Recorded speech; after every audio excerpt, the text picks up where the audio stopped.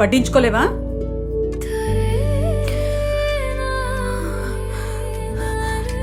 కన్నారు కదా, వెళ్ళిపోవని మొహం మీద అర్థమయ్యేలా చెప్పకుండా ఎందుకింత డ్రామా? పెళ్ళైపోతే కూతురు తిండి కూడా పెట్టలేనంత పరాదైపోతుందా? చిన్నప్పుడు చేయి పట్టుకుని నేనున్నానని ధైర్యం ఇచ్చారు. ఇప్పుడు అదే కూతురు కష్టమని వస్తే అవమానంగా చూస్తున్నారు. నన్ను పంపించాలనే కదా. అసహించుకునేంత తప్పు చేసు తప్పించుకుని రాలేదు. తప్పని పరిస్థితి నాది. అమ్మా, నా తల్లి, నిన్ను బాధ పెట్టాలని మాకెందుకుంటుందమ్మా?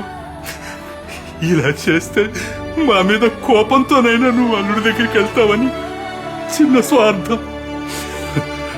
అమ్మా, ఇంకెప్పుడు ఇలా చెయ్యం. నీకు నచ్చినట్లే ఉండు.